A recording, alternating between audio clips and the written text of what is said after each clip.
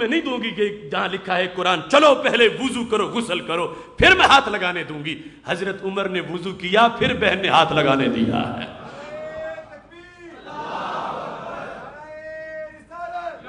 سنن کبریٰ جلد نمبر 1 اس کے اندر دارقطنی میں بھی حدیث شریف موجود ہے۔ تو اختصار کے پیش نظر اب میں اس کو وائنڈ اپ کر رہا ہوں۔ دیکھو ایک لفظ جو امام احمد رضا نے ترجمے میں لکھا تو پشت پہ کتنی حدیثیں ہیں، کتنی تفسیریں ہیں، ان کو سامنے رکھو گے تو پھر ہدایت ملے گی۔ ورنہ آج جو نحوستیں پھیل رہی ہیں تو قرآن کی بے ادبی کی وجہ سے پھیل رہی ہیں۔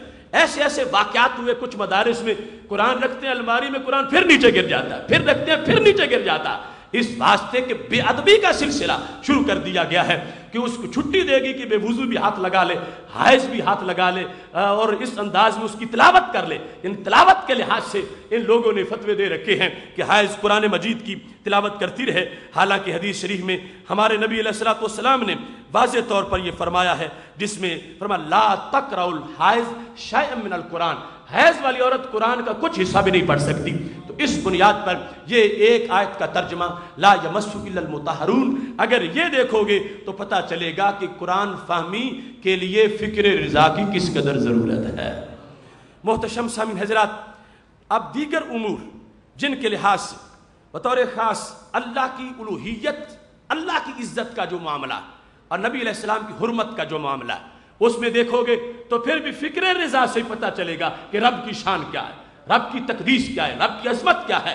دوسرے لوگوں نے معاذ اللہ ترجمہ کرتے ہوئے رب کے علم کا انکار کر دیا، اللہ کی شان کا انکار کر دیا، ترجمہ قرآن کا کر رہے ہیں اور اللہ تعالیٰ کی طرف جہالت کی نسبت کر رہے ہیں۔ امام احمد رضا بریلوی کا وہ روشن قلم ہے جنہوں نے قرآن کا بھی ادب سکھایا ہے، رب کا بھی ادب سکھایا ہے، رب کے نبی علیہ السلام کا بھی ادب سکھایا ہے۔ اب دیکھو سورہ آل عمران آیت نمبر 140، اللہ تعالیٰ کا فرمان ہے این یمسسکم قرح فقد مس القوم قرح مثل وتلک الایام نداولها بین الناس ولیعلم اللہ الذین آمنوا ویتخذ منکم شہداء واللہ لا یحب الظالمین۔ رب ذوالجلال نے یہ بیان کرتے ہوئے کہ اگر تمہیں زخم لگے ہیں تو انہیں بھی لگے، تمہیں احد میں لگے انہیں بدر میں لگے، اللہ یہ دن بدلاتا رہتا ہے اور اس میں حکمتیں ہیں۔ ان حکمتوں میں سے ایک حکمت کیا بیان کی، وَلِيَعْلَمَ اللَّهُ الَّذِينَ آمَنُوا، وَلِيَعْلَمَ اللَّهُ الَّذِينَ آمَنُوا۔ اس کا جو عام ترجمہ کرتا ہے لوگ آدمی کرتے ہیں وہ کیا ہے، تاکہ اللہ جان لے ایمان والوں کو، تاکہ اللہ معلوم کر لے ایمان والوں کو، یعنی جنگیں اس لیے کرواتا ہے پتہ چل جائے کہ پکا کون ہے، پھسلنے والا کون۔ اب اگر اللہ نے یہ کر کے کروا کے پھر جاننا ہے تو وہ پھر اللہ کس چیز؟ اللہ تو علیم بذات الصدور ہے، وہ تو ازل سے سب کچھ جانتا ہے، وہ ازل سے سب کچھ پتا ہے، وہ حاصل نہیں کرتا، اس کے پاس پہلے ہی سب کچھ ہے۔ اب ترجمے دیکھو تمہیں پتا چلے گا کہ کیا ادب ہے سنی کے ضمیر میں اور کیا ادب ہے سنی کے خمیر میں۔ شان خداوندی ہو، شان رسالت ہو، شان آل و اصحاب ہو، اگر پہرا دیا ہے تو سنی کے قلم نے پہرا دیا ہے۔ یہاں ترجمہ شاہ عبد القادر، اگر تم نے زخم پایا تو وہ لوگ بھی پا چکے ہیں زخم ایسا ہی، اور یہ دن بدلتے لاتے ہیں ہم لوگوں میں، اور اس واسطے کہ معلوم کرے اللہ جن کو ایمان ہے، معلوم کرے اللہ۔ تو اب تم میں سے ہر بندہ جو تھوڑا سا بھی پڑا ہوا ہے اس کو یہ ترجمے میں اعتراض ذہن میں کھٹک گیا کہ معلوم کرے اللہ، تاکہ معلوم کرے اللہ کہ کن کا ایمان ہے۔ تو پتہ چلا اس سے پہلے تو معلوم نہیں تھا، یہ جنگیں کروا کے رب محض اللہ معلوم کرنا چاہتا ہے، حالانکہ وہ رب ایک سیکنڈ کے لیے بھی بے خبر نہیں، وہ ازل سے سب کچھ جانتا ہے۔ ایسے ترجمہ محمود الحسن دیوبندی، اگر پہنچا تم کو زخم تو پہنچ چکا ہے ان کو بھی زخم ایسا ہی، اور یہ دن باری باری بدلتے رہتے ہیں ہم ان کو لوگوں میں، اور اس لیے کہ معلوم کرے اللہ جن کو ایمان ہے، بالکل نقل لگائی ہوئی ہے، معلوم کرے اللہ۔ اشرف علی تھانوی، اگر تم کو زخم پہنچ جاوے تو تم اس قوم کو بھی ایسا ہی زخم پہنچ چکا ہے، اور ہم نے ان ایام کو ان لوگوں کے درمیان ہم عدلتے بدلتے رہا کرتے ہیں، اور تاکہ اللہ تعالیٰ ایمان والوں کو جان لے میں، تاکہ اللہ ایمان والوں کو جان، تاکہ نتیجے کے لیے ہوتا ہے نا کہ یہ کام کیوں کیا، تاکہ یہ ہو جائے۔ تو اللہ نے جنگوں میں کیوں رکھا ان کو، تاکہ جان لے وے اللہ معاذ اللہ پہلے معلوم نہیں اور اس کے بعد اللہ کو معلوم ہو، اس میں بھی یعنی کتنی واضح توہین ہے رب ذوالجلال کے علم شریف کی۔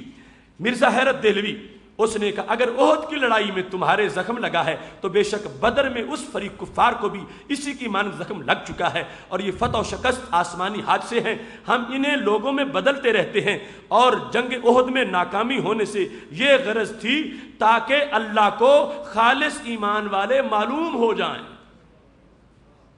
اللہ کو خالص ایمان والے معلوم ہو جائیں۔ کتنی رب کی جہالت معاذ اللہ، اللہ کو جاہل قرار دے رہے ہیں کہ اللہ کو معلوم ہو جائے، اللہ کو پتہ چل جائے۔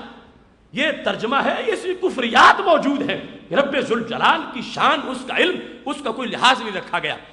ترجمہ عبد الماجد دریا آبادی، اگر تمہیں کوئی زخم پہنچ جائے تو ان لوگوں کو بھی تو ایسا ہی زخم پہنچ چکا ہے، اور ہم ان ایام کی الٹ پھیر تو لوگوں کے درمیان کرتے ہی رہتے ہیں تاکہ اللہ ایمان والوں کو جان لے۔ یہ وہی ترجمہ غلط، ایمان والوں کو جان لے، تاکہ پہلے نہیں اب جان لے۔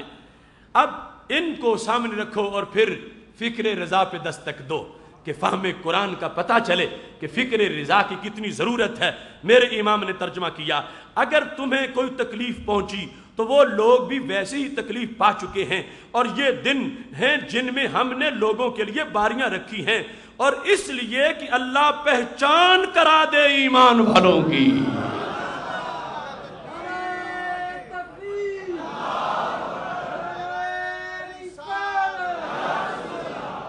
اللہ پہچان کرا دے، اللہ پہچان کرا دے۔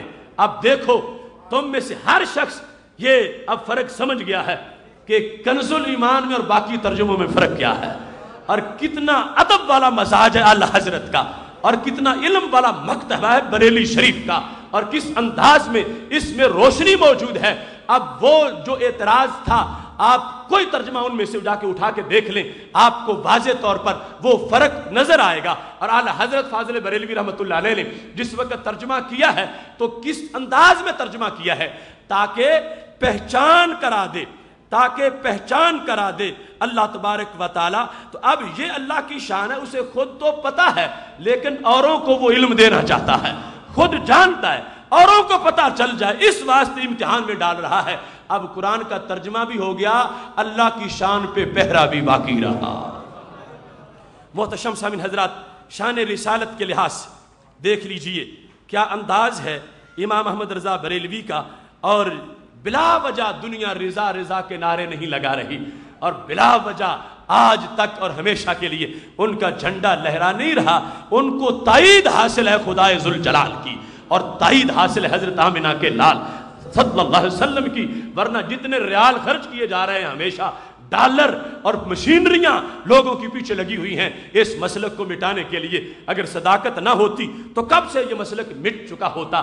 یہ صداقت ہے کہ جس کی وجہ سے آج بھی فکر رضا کے جھنڈے لہرا رہے ہیں۔ محتشم سامعین حضرات، ہجرت کا جب بیان ہو رہا تھا، خالق کائنات جل جلالہ نے کہا اذ اخرجہ الذین کفروا، اذ اخرجہ الذین کفروا، اس کا ترجمہ اخراجہ اخراج سے ہے، اخراج خروج سے ہے، خروج ہوتا ہے نکلنا، اخراج ہوتا ہے کسی کو نکالنا، متعدی ہے۔ اذ اخرجہ الذین کفروا، اس کا جو لغوی معنی ہے جب نکالا اس کو کافروں نے، اخراجہ نکالا، کس نے نکالا؟ کافروں نے۔ کس کو؟ ہمارے نبی علیہ السلام کا ذکر ہو رہا، مکہ شریف سے جب ہجرت کی۔ اب یہ ترجمہ لفظ قرآن مجید کی گرامر کا بھی لحاظ رکھنا ہے کہ اس میں فاعل کون ہے، مفعول کون ہے، وہی لفظ رہے، اور ساتھ ضمیر نہیں مانتا کہ بات ہو محبوب علیہ السلام کی اور اللہ کے حکم پہ ہجرت کر رہے ہوں، اور کہا جا کافروں نے نکال دیا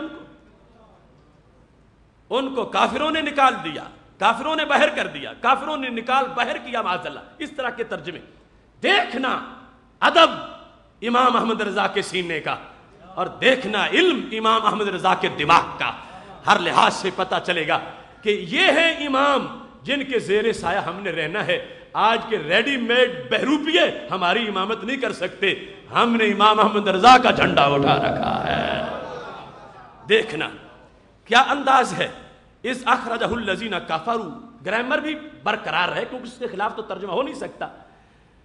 ترجمہ شاہ عبد القادر دہلوی کا، جس وقت اس کو نکالا کافروں نے.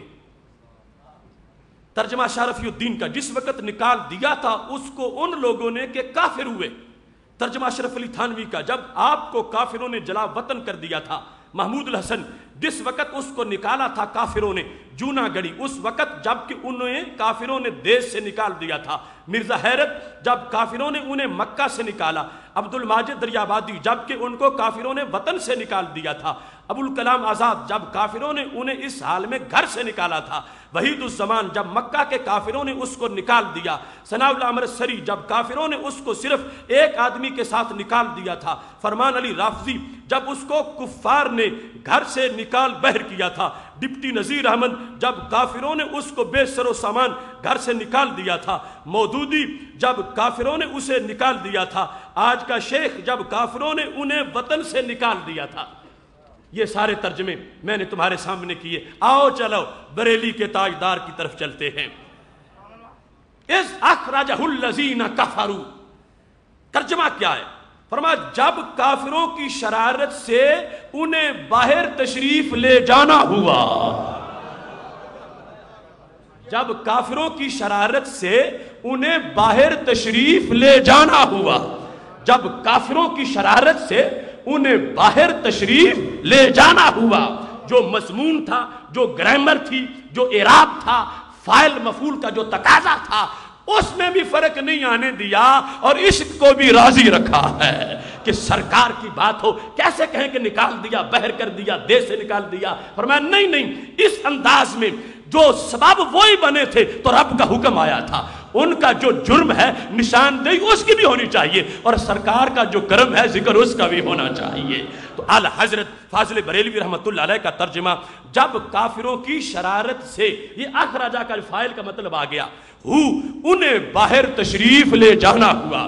کتنا فرق ہے، کسی کو نکال دینا اور ہے اور کسی کا تشریف لے جانا اور ہے. یہ ہے فکر رضا میں ناموس رسالت کا بیان. اب اس ترجمے کو لوگ کہتے ہیں وہ پرانا ہو گیا، ہم نے نیا کیا. نئے والا کی تو مت